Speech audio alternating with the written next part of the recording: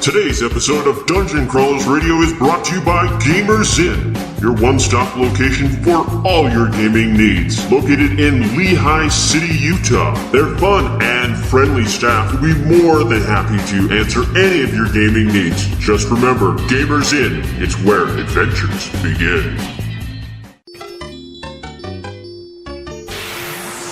It's time to power up. Autobots, roll out! Broadcasting live from the DCR studio. Oh yeah!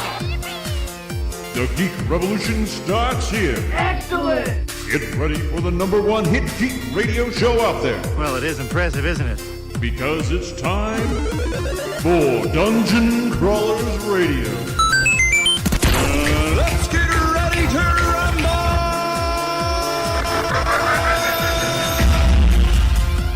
And now, the moment you've all been waiting for. All right, everyone, welcome to Dungeon Crawlers. We are sitting in the bowels of the Marriott Hotel for LTUE to talk to author DJ Butler, who, if you haven't known him, well, you should, because he's been on the show before talking about Clockwork Charlie, Witchy Eye, Redneck Eldritch stories, as well as Rock Band vs. Evil, and what is more exciting is coming out in April is Witchy Winter, so the sequel to Witchy Eye, which I have a copy, but I haven't been able to read because it just came in yesterday. But now we're going to talk about it because the cover looks amazing. So what happens in Witchy Winter? So I'm going to assume that if you're listening, that you've read Witchy Eye. So if you haven't, You must. yes, and now is the time to stop if you want to avoid spoilers. So the way Witchy Eye wound up. So Witchy Eye is the story of Sarah Calhoun, who one day learns she has a secret inheritance. She is not the daughter of the Elector Iron Andy Calhoun, but a foster child, and her real parents are the dead king of the Mound Builder Kingdom, Cahokia, and the Empress Mad Hannah Penn, and recently murdered by her brother, the Emperor Lord Thomas. And the way Witchy Eye winds up is she's learned she has two siblings, and she's gathered some allies. She reconnects with some of the inheritance of her dead father in the form of collecting his regalia, the physical items that made up his symbols of kingship, which were a mysterious golden sword and an orb and a crown, and resolves to ride north into the Ohio to take back her kingdom. That's the end of book one. So book two follows several different threads. Three main ones are, first of all, Sarah riding into Mound Builder Kingdom territory, learning more about this mysterious culture she doesn't know, learning more about her father, who becomes a more complex figure. He goes from being this sort of Jesse James outlaw folk hero to someone who's got some levels of kind of priesthood happening, and who was maybe a bit of an outlaw or rebel himself in some of the things he did. So we follow Sarah into Cahokia. A second thread we follow is we connect with one of her two. She's a triplet. They're triplets, and they existed only as names in book one. In book two, we start to see one of them, whose name is Nathaniel, and we don't know him as her sister at first, but as a foundling cared for by the Earl of Johnsland, a foundling who is tortured by voices he hears constantly, which when the pressure from the voices builds up sufficiently, he has epileptic fits. And so one of the plot threads is about his healing, which is brought about his actions, because of sort of attacks on him, and also because there's an Ojibwe named Maingan, a man from the sort of what we call Minnesota, but north of the Chicago German territory, who has a child born outside of the proper liturgy, a child who is not properly brought into the people at birth, and who therefore suffers. And Maingan is sent by his Manidu, his personal divinity, to go rescue Nathaniel. Nathaniel will heal himself to be able to heal the child. And then the third thread picks up on a storyline in book 1. So again, if you haven't read book 1, I'm just like throwing down spoilers left, right, and center. But you know, I warned you. So in book 1, one thing that happens is that the Bishop of New Orleans, who is a truly saintly man,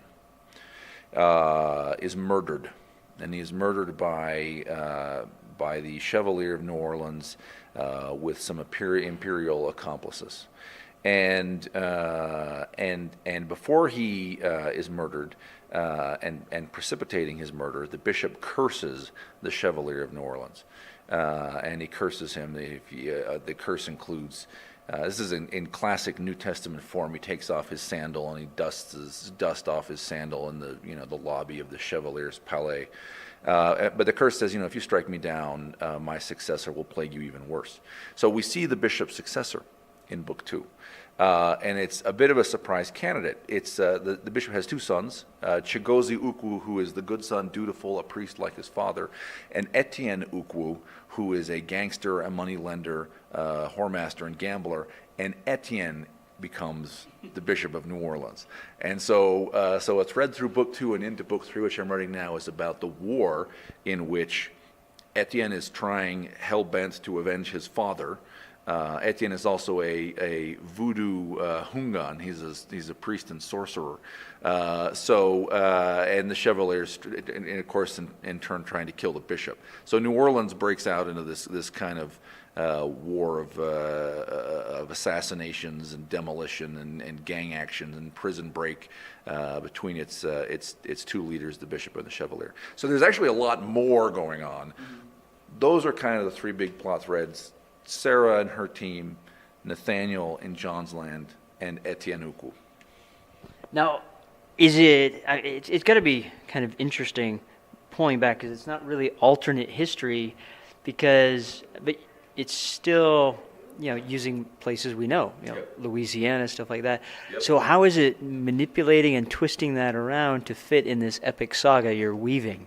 Yeah, it is fun. I get to do things like take my favorite melody, not my favorite lyric. My favorite melody is the song Shenandoah. Okay. I just think the melody is gorgeous. The words, they exist in multiple versions, but basically 2 versions. There's the original, which is extremely politically incorrect. It is a ballad. It's a story song coming from. It's got nothing to do with. Despite the name Shenandoah, it's got nothing to do with Virginia. Shenandoah is the name of an Indian princess or an Indian chief in the early songs, and it comes from the Missouri River, as the chorus, the repeated refrain would make you think. So there are these old politically correct versions, which you can find online, but you don't hear them anymore, because they involve things like the Yankee skipper giving fire water to the Indian chief so he can get him drunk and take away his daughter, right? That's not, we don't tell stories like that anymore. Yeah. So, or you hear these sort of neutered versions where all you hear are the verses that are content-free.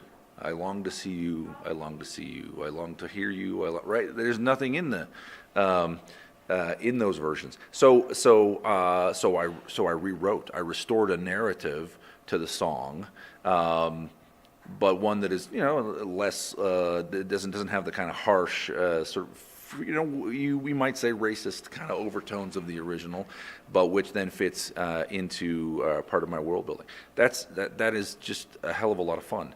I like playing with real people, like Benjamin Franklin and his grandson Temple Franklin. Temple is a character in book 2 and subsequent books. He's the éminence grise, the Machiavel, ruthless advisor of Thomas Penn the Emperor.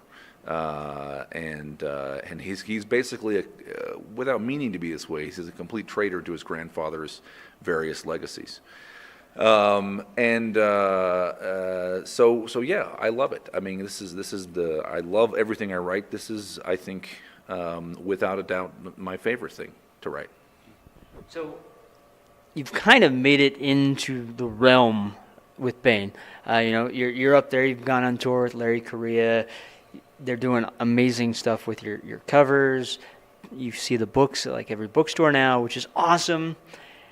What does that feel like? Because, I mean, before, you've been mucking in the trenches, doing the thing that you do as a writer to get known and stuff like that. Now it kind of seems like the gears have shifted where it's starting to be where the publisher's helping you out more and stuff like that.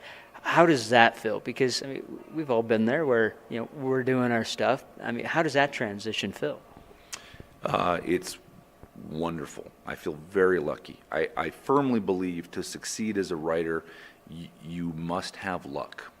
And that's a hard thing to say because some people work really, really hard and it never happens for them. And I have had luck before this. I've been picked up by agents that I was very happy about. I've had a publishing deal with Random House, which is exciting. What is new, and you describe it as being brought into the realm. That's not wrong. That's a good description. Bane has been from the beginning of our relationship. They've been really good about being willing to make a bet on me. They made a bet on putting out a hardcover, on putting out great art on the books. And I too was willing to make bets, using my own resources to go travel and market and sell, and proactively trying to find ways to, sell the book. That's the goal. Sell the book. Get readers who will read the book and enjoy it and come back and buy more. For all the reasons you want to write a book, you got to try and sell it too. And as we've been successful, Bane's been willing to come back and bet more. So yeah, they're now. So for example, I went and Bain set up, and I had a great meeting with the book buyer Barnes and Noble last October, along with some Simon & Schuster sales folks and reviewers from some of the big literary magazines. In April, the week that Witchy Winter comes out, I'm going to be at the Texas Librarians Association meeting in Dallas, and then at Silicon Valley Comic-Con in San Jose. Bain is putting together this stuff or supporting me in it, and it's very, very exciting. And I'll say this on the podcast, even though I haven't, and I've told people this verbally, I haven't really put it in writing anywhere. But they've also offered to extend the series to 6 books, which is a really big deal. And we're talking about other books they might buy from me. So I do feel like I'm in the realm. I feel like I'm still an up and coming guy, but I have always been willing to invest. And the great piece of luck now is that I have found a publisher partner that is also willing to invest, and we have been successful in reaching new readers. So I am thrilled. Nice. Now, I mean, that's awesome news that now this is 6 books. So that means the story can even flourish and extend beyond that. And who knows if there's even side stories you're going to want to write. I mean, this seems to be your epic fantasy. Like Brandon Sanderson has his, Stormlight Archive or something like that. It seems like this is yours. Yeah.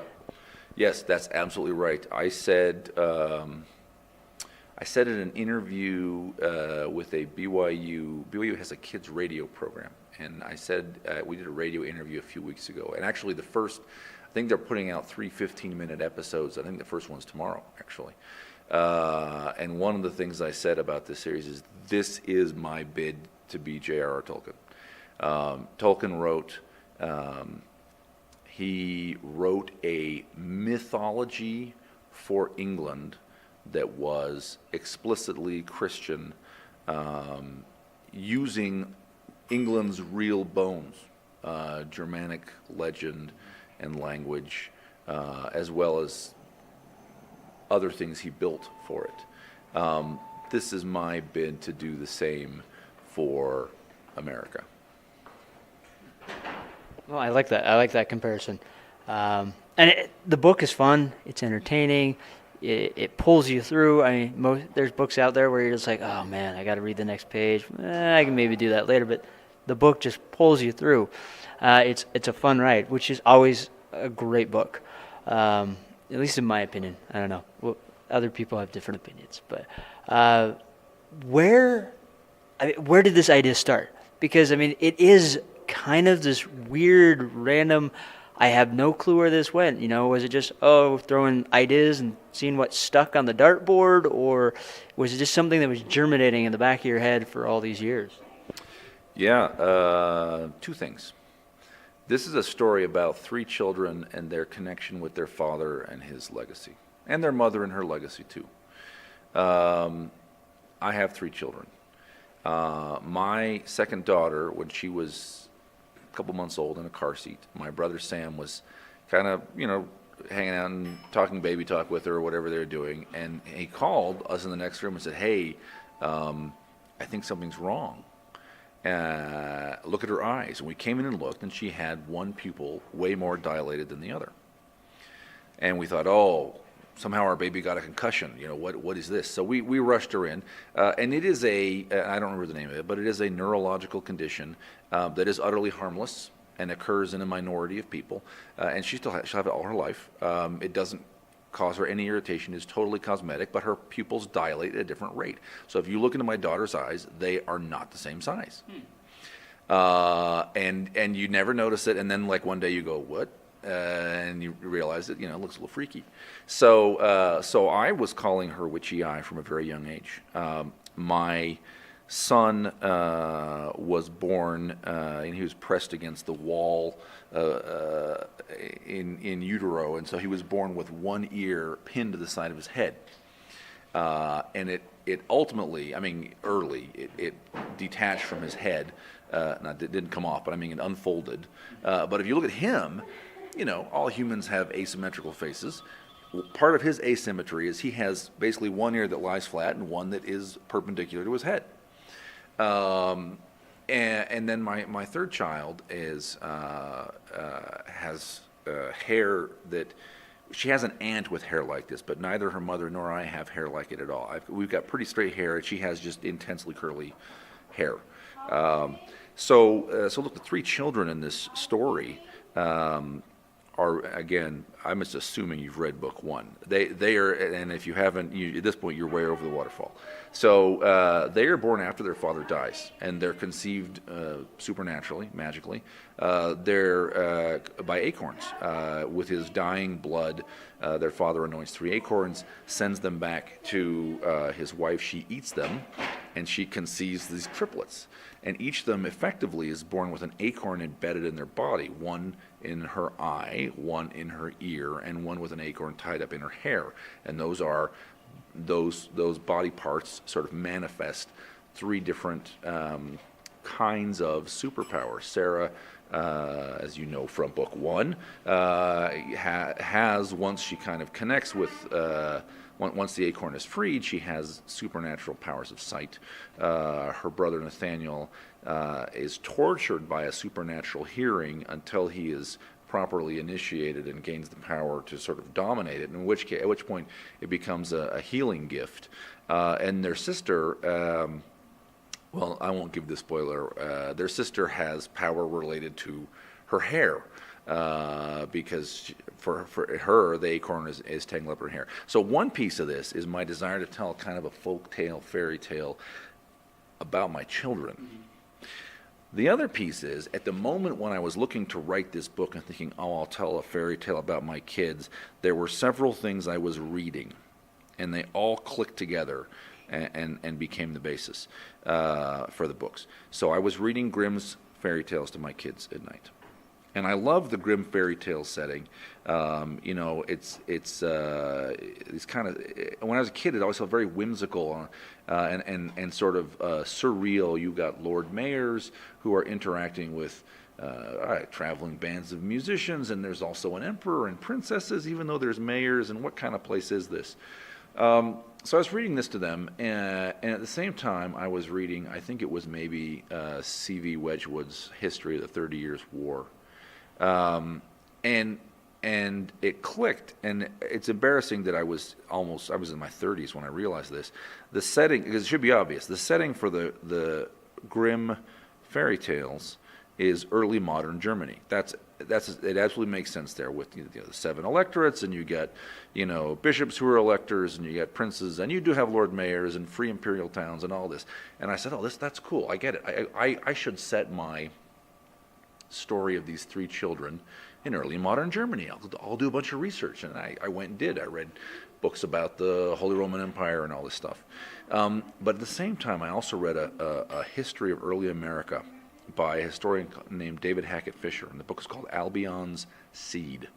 And it is about the English migrations into North America, migrations plural, because we think about the English coming and, oh yes, I have English ancestry, the English came. Well, no, the English came in 4 distinct waves, and they brought 4 distinct cultures from distinct parts of England with them. That's the point of this book. It's a 900-page work of historical anthropology. So the first wave were Puritans from southeast England, and they settled in the Massachusetts Bay, and they brought with them the names and the marriage customs and the religion and the building styles and everything else from Essex and Kent and southeast England. Now, these guys are Puritans, and they came because they were fleeing persecution, and they wanted to be the ones who were persecuting instead, right?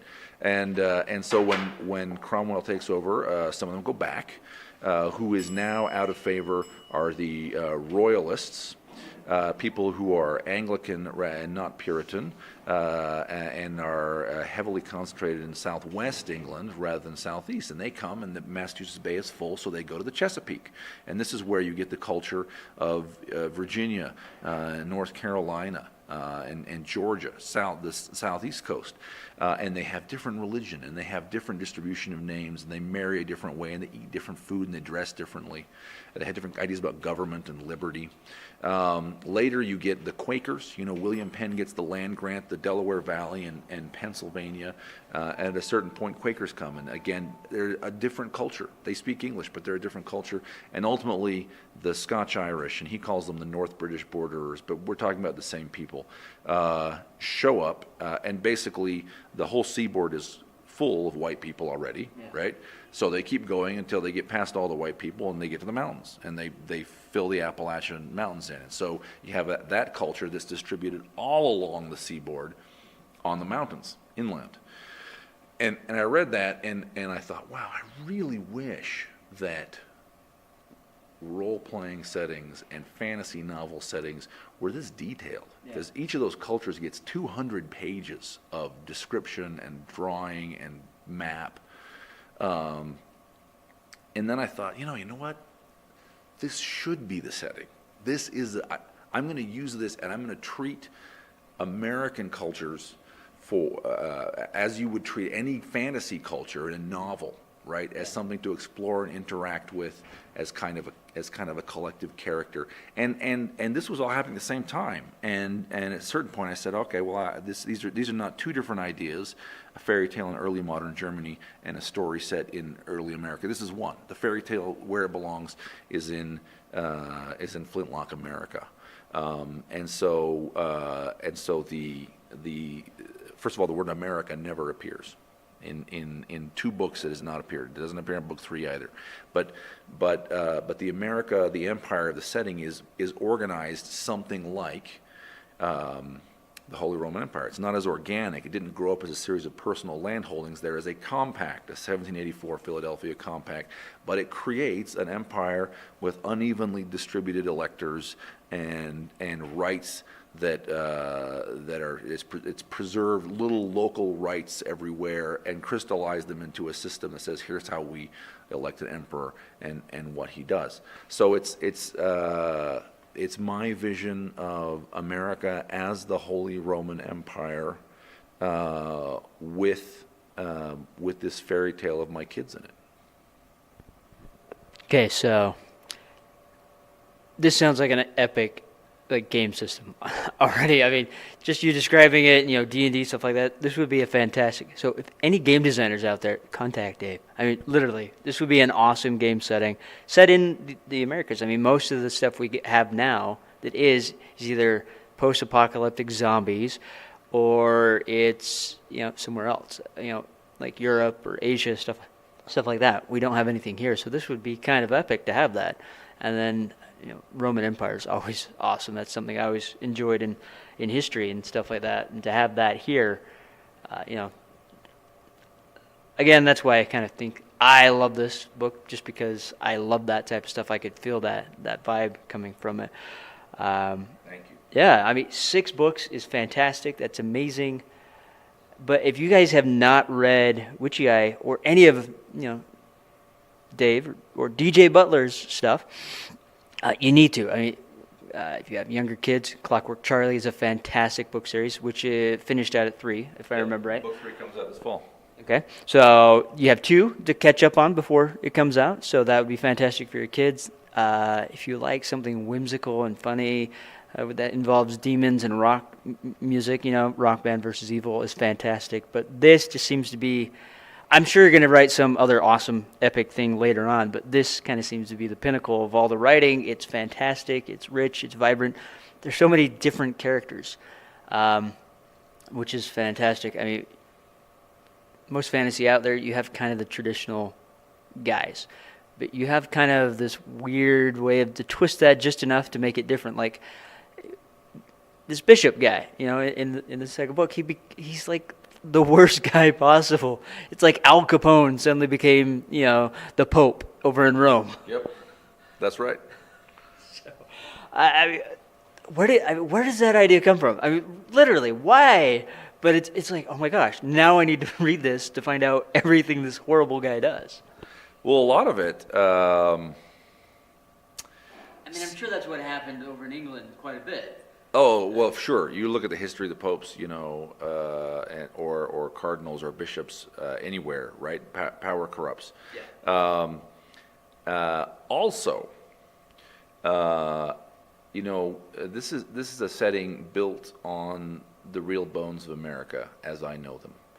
One of the real bones of America is the Bible. Many Americans have believed that they are still living in the biblical epic. Many Americans still believe that. And so a story about America that does not deeply reckon with the Bible is false. So Witchy Eye and sequels attempts to deeply reckon with the Bible. And so it plays games with theology. It explores the meaning of some loaded terms like handmaid and beloved. And it connects with and retells parables. And fundamentally, with the bishop, what you have is an exploration of the parable of the good son, right? It's because what happens is, this is spoilers for book 2 a little bit, but when the bad son returns and takes over his father's inheritance, the good son leaves. The good son can't handle it. He sees this as a corruption of what his father wanted and a desecration of a holy office, and so it's the parable. It's this parable of the good son, and then we explore what happens with the bad son taking revenge for his father's death, and the good son's trying to find a new purpose and find a new ministry in sort of an unexpected place on the frontier.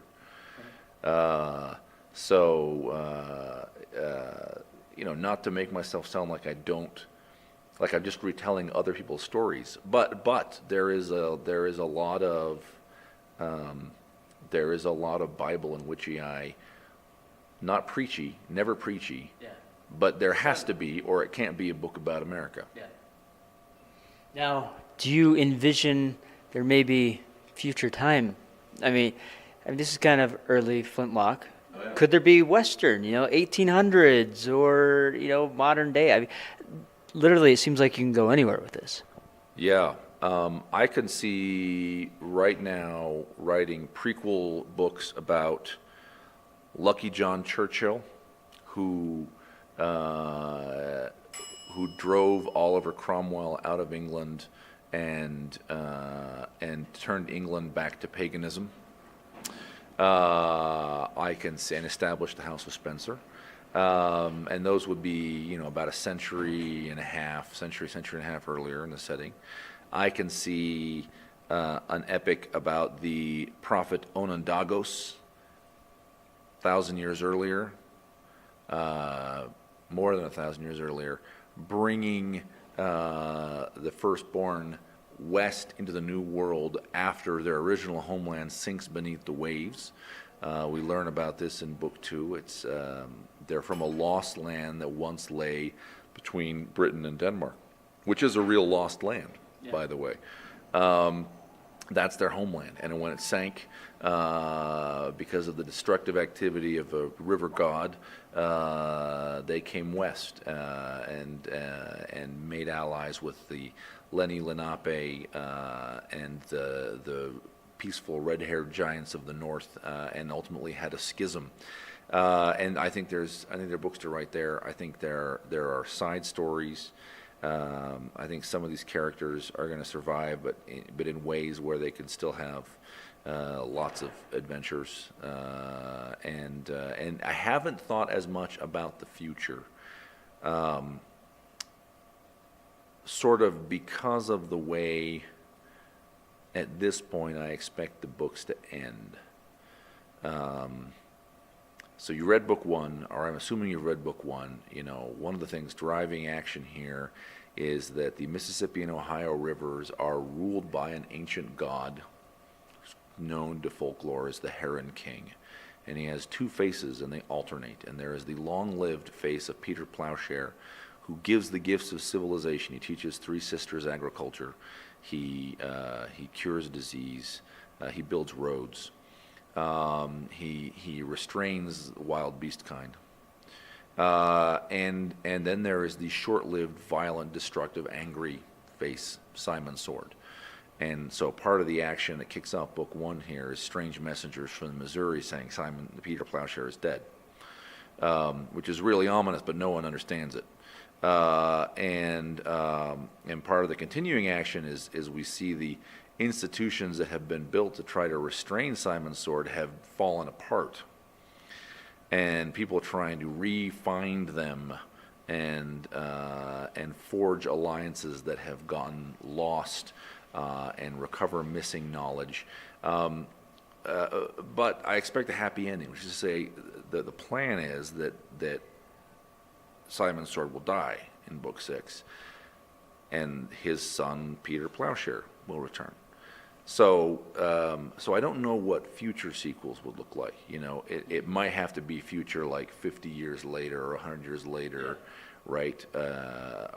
Or later and elsewhere in the continent. So or maybe that's it. Maybe it's just a future story, but it's not set in the Mississippi and Ohio, drainage basin, which is like a huge chunk of the continent. Maybe it's set in New Muscovy in the northwest, or the Pueblo or something. Yeah, I'd love to do that. I love the setting, and there's just America is too complex for any human being to know it really, really well, and all of that hides beneath a mass market, mass media culture that is aggressively, in the interest of money, trying to destroy everything else. I would love to keep exploring the bones of America. No, sounds fantastic.